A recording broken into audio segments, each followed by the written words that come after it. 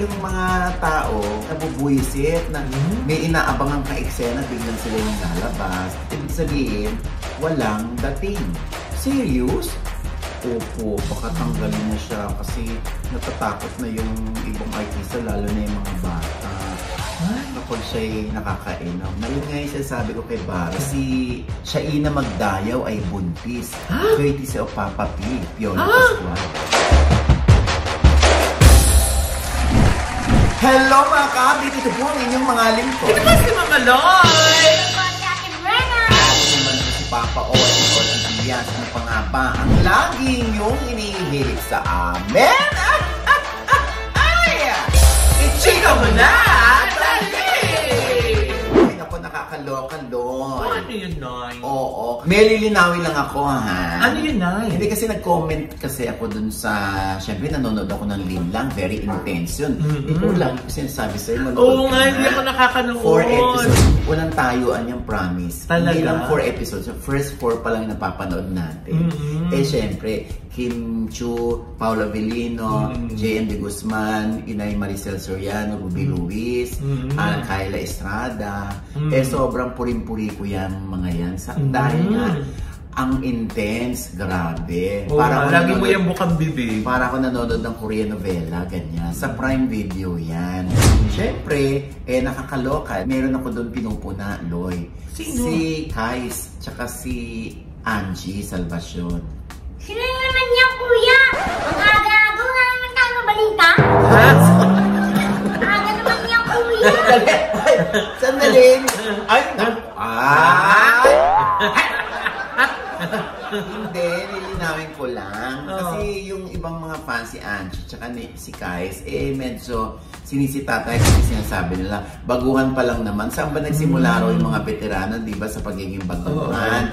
Ganyan-ganyan. Sinabi ko naman doon na baka naman pwedeng ilagay sila doon sa ibang teleserye. Kasi parang hindi nababagay dito yung subplot nila. Nilalagyan ng love angle. Hindi naman nakakakilig. Kaya taas-taas na ng kaba mo, biglang, oh, saan galing to? Siyempre yung mga tao o yung ibang tao nabubuisit na may inaabangang ka-eksena, biglang sila yung lalabas. Ako naman naiintindihan ko yan, na talagang sinusubok ng Dreamscape yung tambalan ng Kais at si Angie. Tinitingnan nila kung magkiklik or hindi. Parang mali yata yung serye ng kanilang kinabilangan. Hindi naman kaya na yung pambalanse yun. Hindi, pampahaba rin naman yun. Okay. Yung pambalanse kasi, hindi naman buwang-balance kasi hindi pa rin pambalanse, ganyan lang siya. May mabigat, may magaan, pero cute. Hindi nga na hindi nga wagi. Sa karamihan syempre ako naman mapaka-ipokrita pa ba ako. Ngayon, syempre merong isang kaibigan ni Angie na nag-ano sa akin, na ang dami raw bashers ni Angie kasi may post. Oo. Hindi, sinabi ko naman sa kanya na mas maganda yan na kung marami siyang bashers, ibig sabihin napapansin si Angie.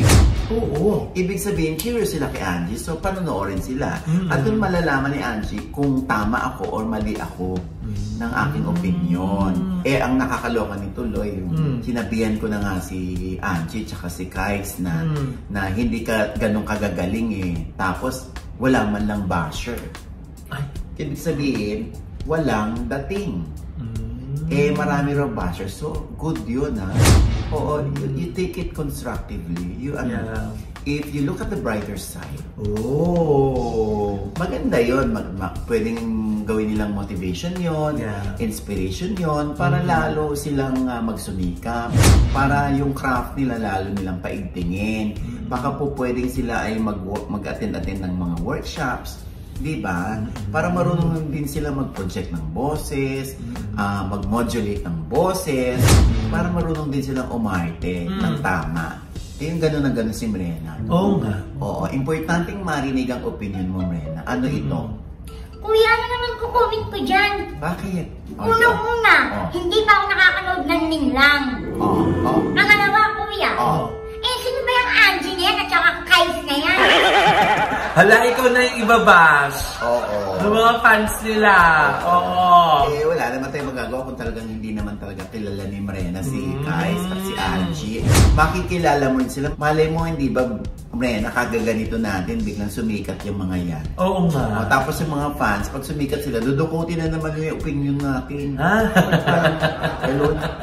Ayan, sasampal sa'yo yung opinion. Sabi mo, wala silang dating. Ayan, di ba nga? Kasi nga, ginawa na nila ang nararapat. Kaya siguro sila gaganon. Yes. At yun yung dapat lang gawin, Nay, di ba? Tama naman, constructive naman ulit yung criticism ni Nanay bilang manonood. Correct. Ang nakakaloka nito, eto pa. Diyos ko po. Gaano naman katotoo ito, Loy? Na merong isang artista na wala talagang choice kundi tanggalin sa seryeng Senior High. Bakit? Graduate na, kuya? Gagahitin. Pag graduate, yung buong teleserye ang gagraduate. Kasi senior sila lahat. Magka-college na sila. Bakit nga, Nay? Sino to? Ito nga, nakakaloka. Syempre, Loy, ito yung nakuha lang naman natin ng impormasyon mula sa isang source natin na doon sa Senior High. Na mukhang magdidesisyon na ang management na tanggalin itong aktor na ito. Kasi daw, yun ang isasabi ko. Talagang yung alak ay walang talagang gagawing mabuti sa katawan mo at sa pakikipagrelasyon mo sa mga kapwa-artista. Diba? Siya ba yung pinag-usapan natin dati? Oo nga. Diba sinasabi ko nga na kailangan galingan mo na yan kasi pinagkatiwalaan ka na ng mga tao, pinagkatiwalaan ka ng production kasi nga napakahusay naman talaga. Ang galing-galing niya naman kasi. Tapos ito nga yung nakarating sa atin, sabi ko, uy, serious? Opo, baka tanggalin na siya kasi natatakot na yung ibang artista, lalo na yung mga bata. Kapag siya'y nakakainom, na dinidinay niya. Anyway, nabanggit na rin lang naman natin dito. Kaya itatanong natin, so gaano katotoo, Baron Geisler, na ikaw yung aalisin sa Senior High? Napaka-vital ng kanyang role. At saka, grabe yung yung execution niya sa role niya, Nay. Grabe talaga. Yun na nga. So, kasi nga, yung ibang mga bata daw ay nagre-reklamo na. Parang natatakot sa kanyang lumapit, lalo na pag alam nila na, oops, hindi kape, hindi soft drinks, hindi tubig ang iniinom. Kundi ang nakalagay sa kanyang tumbler ay yun nga. Syempre, kung totoo man ito naaawa ako dito sa kanyang misis. Kasi misis niya isang alam ko isang parang psychologist. Na talagang yun ang kinatatakutan ni Baron. Si Jamie, na hindi pwede kay Jamie yung may alak sa set, ganyan. Sinasabi ni Baron na hindi naman na siya umiinom, di ba? Sinabi sa atin na aalagaan na niya kasi nga naka-attend siya ng ball. At saka ng ball, ang aga niyang umalis. Pagkatapos ng program, di ba nagpaalam na siya? Hindi na siya nag-party kasi nga may mga pass around na mga champagne, wine, di ba? Tapos may mobile bar. Talagang sabi ko, wow, si Baron talagang umiwas sa tukso. Kasi nga, syempre, pag nagtagal siya doon, baka mapakuha siya ng isang baso. Hanggang maraming baso na, di ba? Yun nga yung sinasabi ko kay Baron, yung tiwala. Huwag mo nang sayangin, lalo na napakahusay niya. From Dollhouse na nabigyan niya ng justice yung role niya. Tapos nag-Iron Heart siya, di ba? Sa Cebu Pinunan. Sa Cebu na kasi nakatira si Baron. Di ba? Tapos parang nagkaroon din siya ng stint dun sa Can't Buy Me Love. Dami nang binibigay at ang nakakaloka, ang sabi ng aking source, yun na, umatras na isang pelikula supposedly na para kay Baron. Very vital din yung role niya. Dahil din sa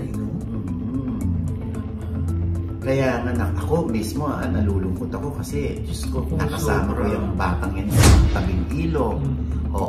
At saka ako din mismo, nakasama ko siya sa Nathaniel. Ako mismo na witness ko na talagang yung laman ng kanyang ay jola na biglang tititigan kang ganyan. Siyempre ako matatakot ako kaya minsan umiiwas din ako. Siguro ganun din yung naramdaman ng mga kapwa niya artista dun sa senior high. Lalo na yung mga bata. Kasi trauma sa kanila yon kung sakali na manlilisik ang mata ni Baron, na mamimisinterpret nila si Baron. Pero si Baron, pag nanlilisik ang mata, ganun lang naman. Hindi naman siya nananakit.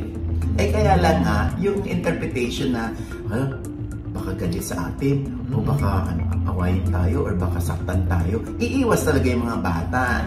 Siyempre, ang ending doon, maaapektuhan pati yung kanilang portrayal, yung kanilang pagganap, yung acting nila, because may kasama sila na may espiritu ng alak, na no sa set yan. Kaya yan din ang komportable. Yan din ang billing ko sa mga bata. Kahit isang patak ng alak, hindi pwede sa set. Kasi kung si Baron papayagan, syempre magiging president yun. Na, si Baron pinayagan niya, di kami rin payagan yung uminom. Kaya lang siguro minsan, naging effective yung portrayal ni Baron kapag siya nakakainom siguro, no? Kaya lang, pag hindi naman nakakainom si Baron, malalaman mo yan, pag nagaganyan si Baron, yan, hindi siya nakakainom. Talaga? May nginig? Oo. Yes, oo. Pag hindi yan nanginig, parang ano yan. Hindi, sana, di ba, lalo na nag-withdrawal na siya ng alcohol, di ba? So, dapat sana tuloy-tuloy na yun, lalo na may pamilya na siya. Paano nanlilisik yung mata niya na yun? Ganyan? Hindi, basta dilat na ganyan. Talaga? Kasi kung sa production yan, they have to choose between Baron, the stay of Baron, or the stay of other cast. Kasi mas maraming maapektuhan na hindi naman nila kasalanan, bakit sila maaalis. Kaya lagi kong sinasabi sa mga bata, kahit gaano ka kahusay, kapag ikaw ay may bisyo, kapag hindi magandang ugali mo, paprimadona ka, napaka-arte mo sa set, ay naku Diyos ko, may kalalagyan ka. Mayu-useless lahat yung effort mo, yung husay mo sa acting. Kaya Diyos ko, ito yung sinabi lang naman ng aking kaibigan from the prod. Pero, syempre, nagwi-wish pa rin kami ito na sana hindi totoo. Or sana maagapan pa na ito. Sana pwede pa. Correct, Para hindi naman matuloy. Ikaw ba, Brena, nangangarap ka ba na one day makatrabaho mo ang isang napakahusay sa pag-arte na si Baron? Kuya, kung gusto niya. Kuya, kaya kong pagbaguhin yan si Baron. Babaguhin mo si Baron? Kuya, magbabago yan. Anong gagawin mo? Kuya, lalawayan ko lang yun para di mo gusto. Alam ko lang kuya kung di magbago yan. So yan ay kung palalaway sa'yo. Hindi nga baka yun yung maging motivation niya. Para hindi lang ako malawayan, magbabago na ako. Ay nako. Alam mo, isa sa mga artistang hinahangaan ko, si Papa P. Ay, oo naman. Si Piolo Pascual. Waetchos. Diba? Talagang wala kang maririnig mula sa production staff ng paglaki ng ulo ni Papa P. Saan ulo, kuya? Sa baba. Hindi naman natin sa baba? Ano ka ba naman?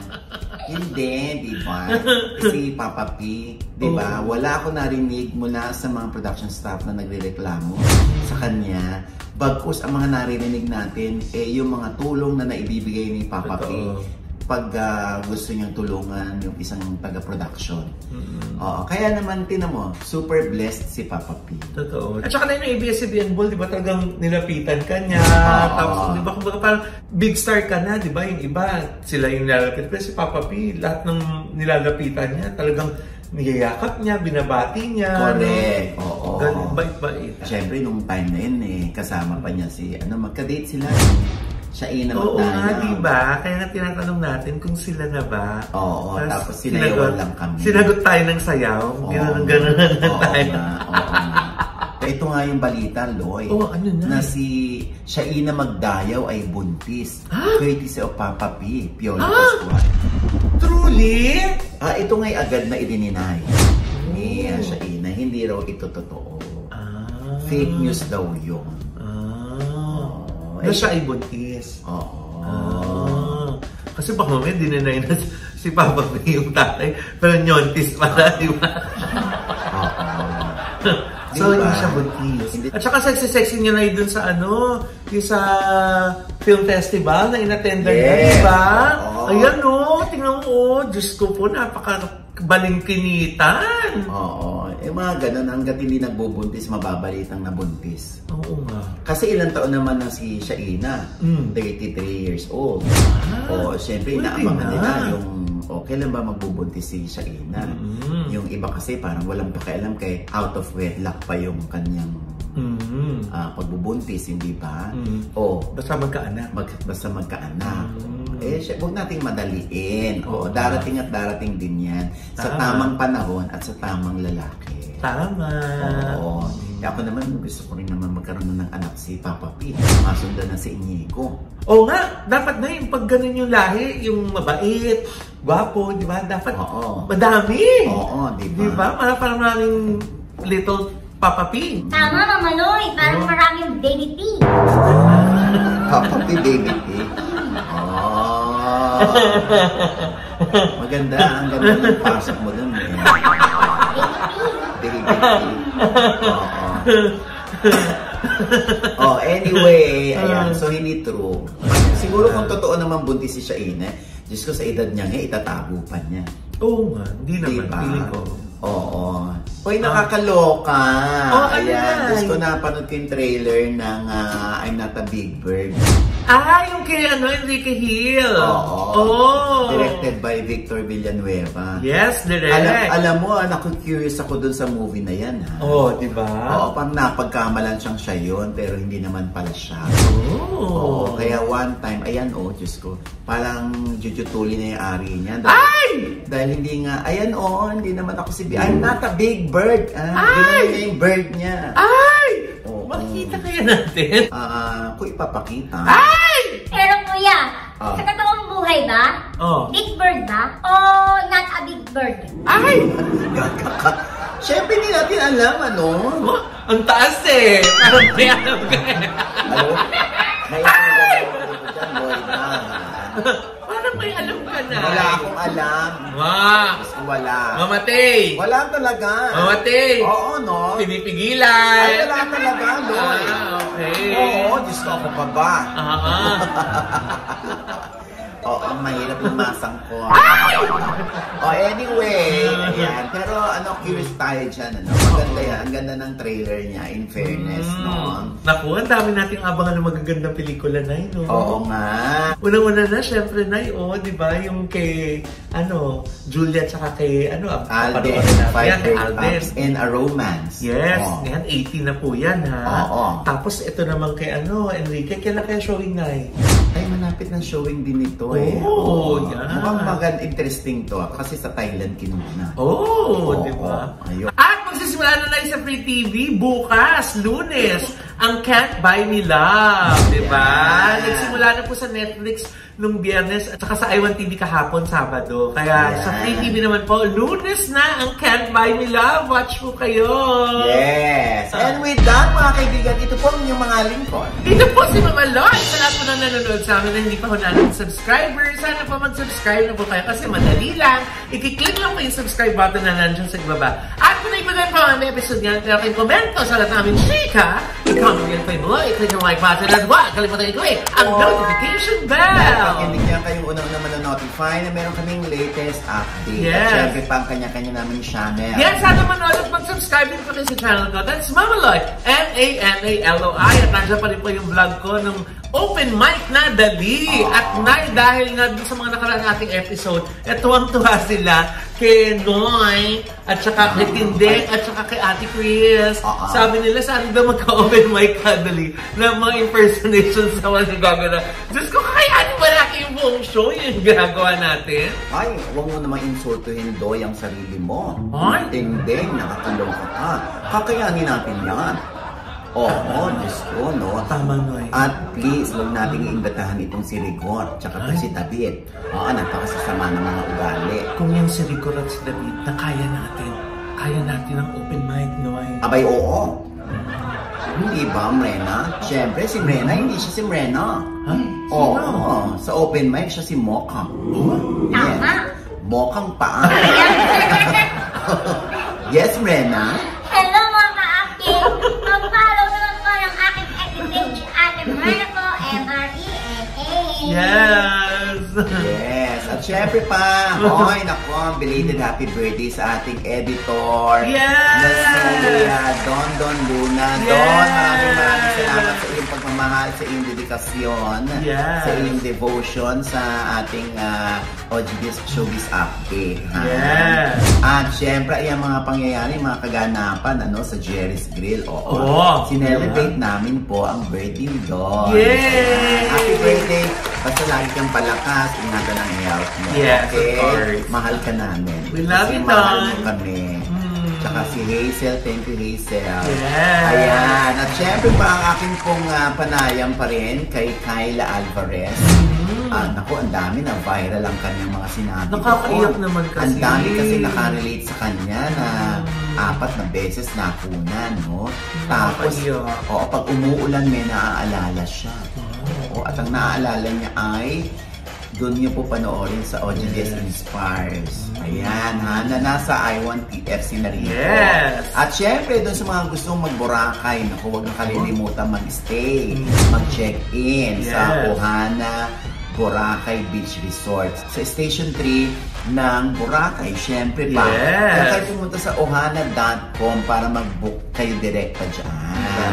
Oo. Ang pinakamalaking resort spa sa Station 3. Correct. Very luxurious, di ba, Nanay? Correct. Napakabongga po talaga. Nakakayaman. Oo, correct. At syempre, doon naman sa Highland Valley. Yes! Oo, sa Pantabangan Nueva Ecija naman. Yes, the Valley of the North, the biggest, the grandest water park nandyan po sa Highland Valley Resort. Yes, oo. At syempre, maraming salamat din naman sa Premier Drip at Celeb Skin at kay Doc JC Solis ng Gorgeous Smile Dental Clinic. Dyan lamang po yan sa harap ng Christ the King Church sa E. Rodriguez. Ayan for our vanity.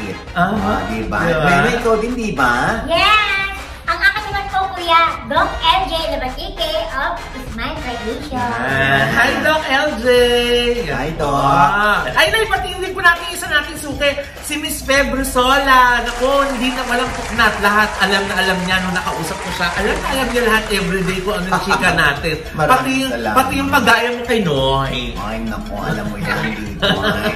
Ayan, at syempre pa, ito pa rin po ang lingkod. Papa Owas and OG Diaz na lagi nagsasabi at nagpapaalala sa inyo na sa tuwing gigising po tayo tuwing umaga, huwag na huwag po tayong makakalimot.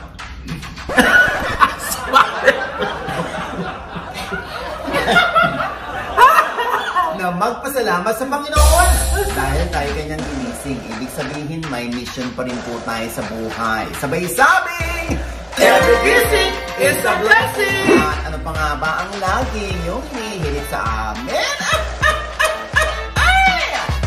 Chika mo na! Dali! Mahadera ka, Mrena. Oo nga. Hintayin mo mga bashers mo. Correct. Magko-comment sila sa, sa Facebook mo. Oo. Sa Ate Mrena. Sana naman pag-comment nyo, mag-add na rin po kayo para I-follow nyo na. I-follow nyo na. Kuya, para matuwa ako. Mahahappy sila pag nag-knock-knock ka. On the spot. Oo. Ayun ba yun, Kuya? Sige, Kuya. Sige. Knock-knock. Who's there? Linlang. Ano? Linlang. Linlang. Ba't nin lang? Linlang. Alin Para lang. may mahuhulog eh.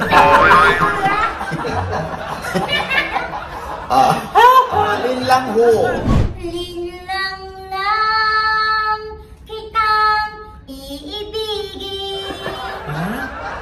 Linlang lang kitang mamahalin. Ang pagmamahal sa'yo'y walang hangganan dahil ang linlang ay magpatay ng man. Huwag niyo siya i-follow. Please, mag-unfollow kayo. Huwag na nakakahiya. Diyos ko, binigyan ka pa namin ng airtime. Diyos ko naman, nakakaloka. Inimportan na nga na. Ikaw naman, no? Ay, nako. Dapat naman, Lin lang, nag-aano tayo, nagbibigay din tayo, Lin lang. Ano ba? Oo. Ay, nako, dahil dyan, may hula sa'yo si Tinding. Ay. Ng Batang Quiapo. Noy. Lin lang na lang siyang lalabas dito, Nay. Lin lang na lang. Hindi na palagi. Lin lang na lang, Nay. Lin lang. Once na lang kitang makikita. Once na lang kitang maririnig. Very good. Oy, nireklamo nila yung puso mo. Ba't na nakalitaw? Oo nga. Sabi nila na magkakulay na yung puso mo sa labi mo. Oo, napagkamali nilang puso yung ano mo, labi mo. Oo, nakakaloka. Labi ba yan? Hindi ang puso. Ay, hindi rin yan puso.